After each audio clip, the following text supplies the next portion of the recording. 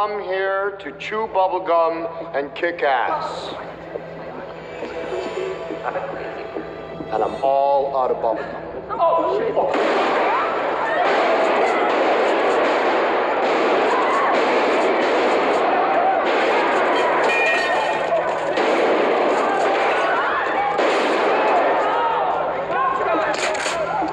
Near the entrance. Has a shotgun. White male, 30s, long hair. Mama don't like tattletales. Wearing sunglasses.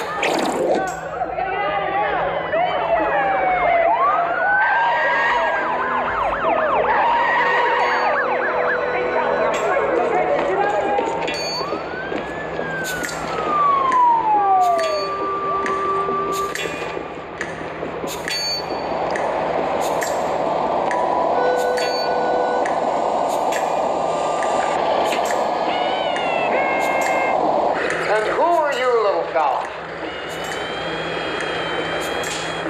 Come to show him where I am. Not nice.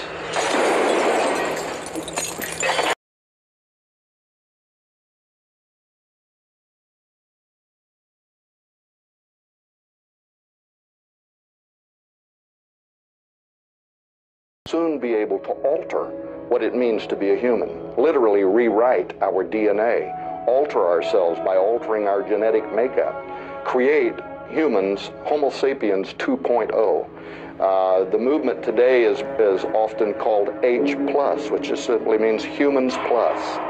A transhuman is in a transitionary state of being. They are human. They are wanting to transition into something else, but ultimately they want to become a post-human, something that has become so radically altered from what we are today as to no longer even be considered to be human. And they imagine creating Homo sapien 2.0 through the use of technology, from neuropharmacology to nanotechnology, genetic engineering, stem cell sciences, robotic assistance, brain-machine interfacing, all of the new fields of science that could have an application for human enhancement is important to the transhumanist movement.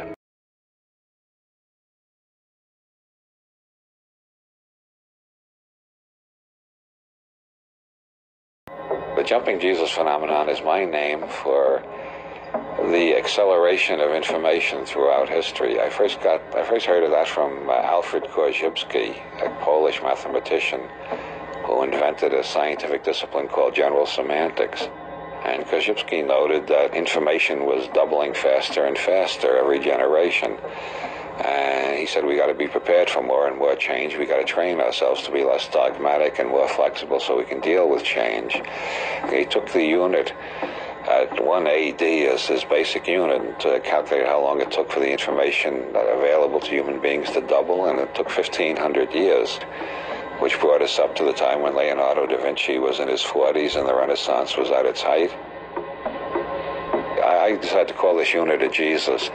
So in 1 AD we had one Jesus, in 1500 we had two Jesus. The next doubling only took 250 years. You can see the acceleration factor. And by 1750 we had four Jesus. The next doubling took 150 years, and by 1900 we had 8 Jesus. The next doubling only took 50 years, and by 1950 we had 16 Jesus. By 1960, in only 10 years, we had 32 Jesus. By 1967, we had 64 Jesus. And by 1973, 128 Jesus. And the latest estimate I've seen by Dr. Jacques Vallée, a computer scientist, is that knowledge is doubling every year. But I heard that, about 5-6 years ago. I saw something on the net recently. Somebody estimated it's doubling about twice a year now. Obviously, if we're experiencing more change now in a year than we previously experienced in 1,000 years, we can propagate that trend into the future and see that a day will come when we will experience more change in an hour than we have experienced in the past 20, 30,000 years. A situation like that is unimaginable. So we call it a singularity, a place where the normal rules of modeling break down. Modern religions have anticipated the singularity by calling it the eschaton, or the end of time. Technological communities have anticipated the singularity by thinking in terms of artificial intelligences or something like that. In whatever form it takes, we seem to be on the cusp of a dramatic evolutionary leap into a deeper order of complexity than biology or biology plus culture has been able to provide. We're on the brink of something truly awesome and unknown. The world ends tomorrow!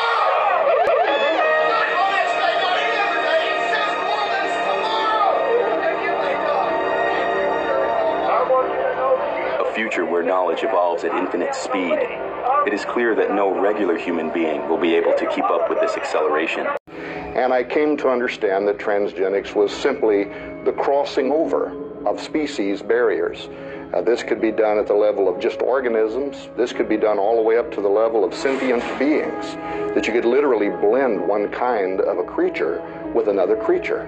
Why would we want to do that? What would be the purpose behind it? That was what motivated me. And quickly I began to realize that both the military and also the pharmaceutical industry both had an interest in transgenics. The military because they thought they might be able to create exotic new forms of materials that could be used. For instance, one of the first successes was a project that was funded by DARPA, the Defense Advanced Research Projects Agency, in which they created transgenic goat spiders, actually spider goats. And the reason that they did this was because they knew that spider silk is amazingly resilient, lightweight, but very strong. And yet it's not very easy, to create a spider farm where you can milk spiders for their silk.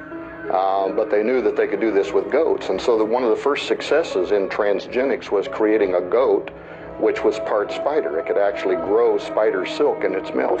And then they could use this for making lightweight bulletproof vests. They could use it for creating cargo nets. But since that time until now, as we may discover later on in this discussion, it has become far more sophisticated in terms of the military's interest and the amount of dollars that are flowing into research that grew out of those early forms of transgenic science.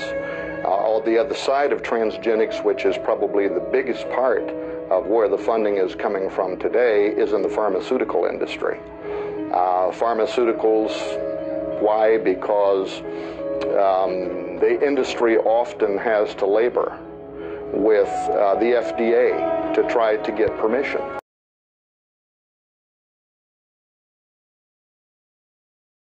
This is the year. Are you ready? Are you ready for the midnight cry? There's no way to get to heaven if you're not following the right one. Some futurologists anticipate that species of higher intelligence will at one point take over further progress. Only for a few days left these so-called white people. These might be artificial intelligences, genetically upgraded humans, or a combination of both. So yes, we're living in the last days. Most calculations anticipate this moment to be between 2035 and 2045, so it is not a far-off science fiction scenario. How can we deal with such a future? It's going to be the worst day of your life. Today, Are you guys only worshiping Jesus or like God? It's like you're just saying that only Jesus can fill that place, and I'm saying that to every person there's an intricate Savior. You know what I'm saying? It doesn't have to be just Jesus. How do we prepare for such a technocalypse? The singularity I put in 2045. At that point, the non-biological intelligence that we create that year will be about 1 billion times greater than all biological human intelligence. There are a growing number, maybe a few hundred people, who are seeing the writing on the wall that these technologies are coming this century. And they will allow humanity, if we, as human beings, as a species, if we choose, and it's a critical concept, if we choose, we could build godlike, massively intelligent machines with capacities, oh God, trillions of times above ours. I mean, they may reach a certain level of artificial intelligence where they themselves then start redesigning themselves, right? The singularity, that idea, when a certain level, a threshold level of intelligence is reached, and then it's no longer human beings who design the next generation. They do it, and they're doing it at the speed of light, electronically. So, up goes the AIQ very fast, and we just lose control. We just sit back and watch what happens, and they're the boss.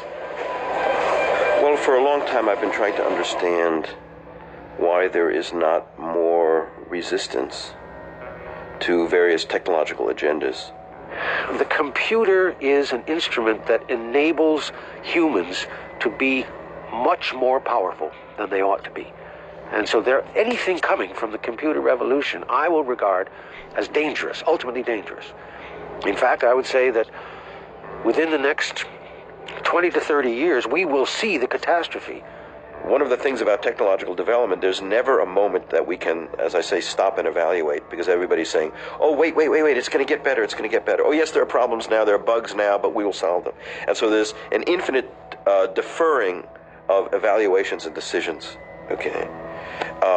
And that's irrational. You ain't got much time left, because Christ said if you don't cut the time short, there'll be no flesh left to inherit the earth. You known as the mad scientist. I mean, I can imagine myself being a moderately modified cyborg. I mean, it'd be nice to have my arteries cleaned out, and I'd like to have better memory capacity, and I'd like to be able to learn Chinese in 2 seconds just by going, right? That would be great. But that to me is small beer. That's nothing in comparison to what these godlike, I deliberately use that word, godlike, artefacts could be. Well, it's a philosophical issue as to whether this is still human. In my mind, it's definitely going beyond biology. But I don't define human as just biological. I mean, we're already taking steps beyond biology. There's not a single organ in the human body, including regions of the brain, where we're not already creating substitutes or extensions or augmentations.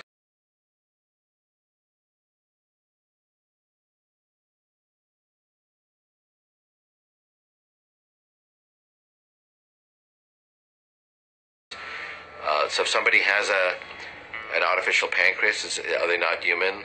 If they have a neural implant in their brain, are they not human? How about 2 neural implants? Or maybe you can have up to 10, then you're human, but 11, you're not human anymore. If you have these nanobots, blood cell-sized robots in the brain that actually have computers interacting with your biological neurons, is that still a human? Well, 1 nanobot's probably okay. How about 500 million nanobots? I don't know how people are going to stop this, although my hope is that when we effectively destroy half of human life on Earth through one technological mistake or another, or a combination of them, the diseases that we are allowing to come out now, or the poisons that we create, or the global warming, one or another of these things, destroy half the population on Earth, the other half will say, whoa, we've gone too far. You ain't got much time left, because Christ said if you don't cut the time short, there'll be no flesh left to inherit the earth. You known as the